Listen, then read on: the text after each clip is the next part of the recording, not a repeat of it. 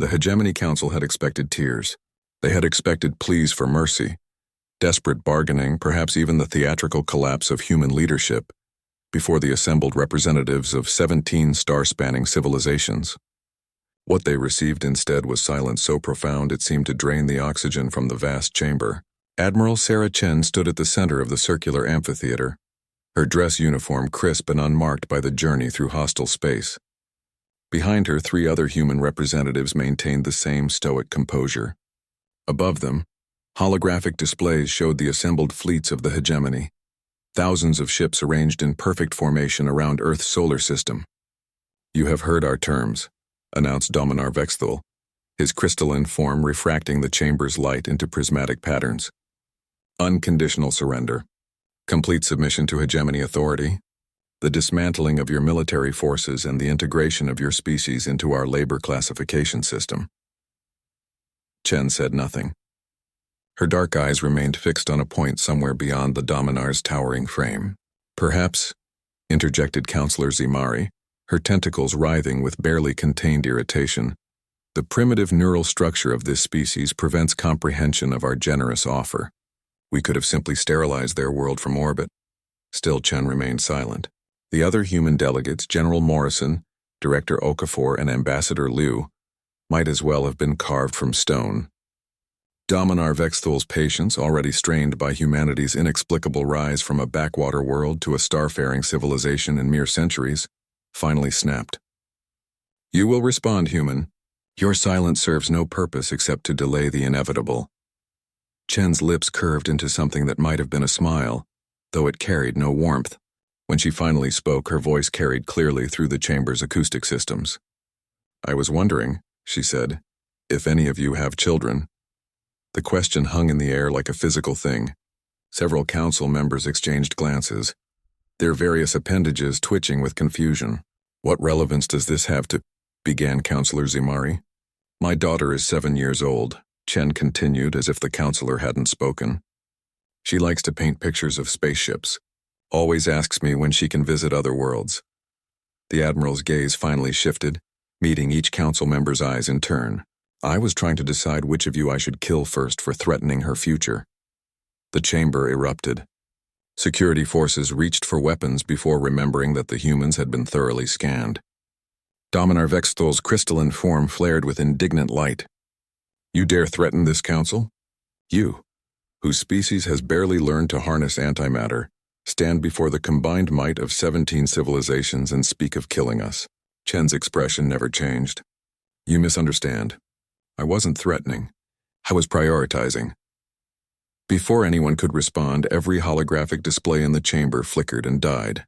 Emergency lighting cast the amphitheater in an ominous red glow as backup systems struggled to compensate.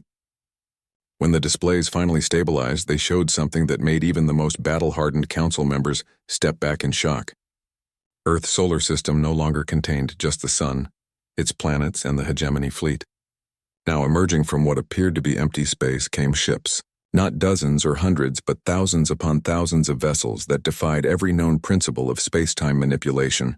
They materialized without the telltale energy signatures of FTL emergence, without the gravitational distortions of mass displacement, as if they had simply decided to exist. "Impossible," whispered Counselor Zimari.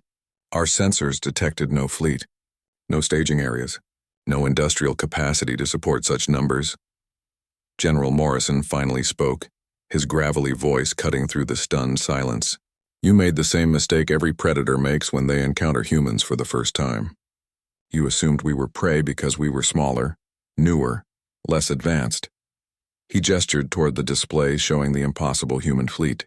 "You never asked why a species that supposedly just learned to harness antimatter was the first to develop true stealth technology." Director Okafor stepped forward, her calm demeanor a stark contrast to the chaos erupting around them.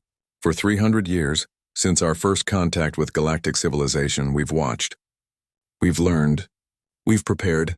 Did you really think we spent all that time building visible fleets and obvious defenses?" Ambassador Liu, the youngest of the human delegation, smiled with genuine warmth that was somehow more terrifying than Chen's cold fury. "Humanity has a saying, speak softly and carry a big stick. We've been very, very quiet." On the displays, the human fleet continued its impossible emergence. Sleek vessels that seemed to bend light around their hulls. Massive dreadnoughts whose weapons arrays hummed with barely contained energy, and smaller craft that moved with a predatory grace that suggested advanced AI coordination. Dominar Vexthal's form had dulled to an almost opaque gray. This was all planned. The diplomatic mission, your arrival here. You demanded our surrender, Admiral Chen said, her voice carrying the weight of absolute certainty. We came to deliver our response in person. The lead human vessel, a kilometer-long behemoth that dwarfed anything in the hegemony fleet, positioned itself directly between Earth and the Council Chamber's location. Its weapon systems came online with a sound that somehow transmitted through the chamber's speakers, a low, thrumming note that resonated in the bones of every being present. Earth's response, Chen announced, is no. The simplicity of it, the absolute finality in her voice struck the Council into silence once more. Here was a species that had hidden its true capabilities for centuries, that had allowed itself to be underestimated and dismissed, only to reveal that it possessed the power to challenge the combined might of the galaxy's greatest civilizations. What do you want? Dominar Vexthal finally asked, his voice barely above a whisper. Admiral Chen's smile returned, warmer now but no less dangerous. What we've always wanted. To be left alone to raise our children, explore the stars and paint pictures of spaceships. She paused, letting the weight of humanity's revealed strength settle over the chamber. But if you won't allow us that simple peace, then we'll take it.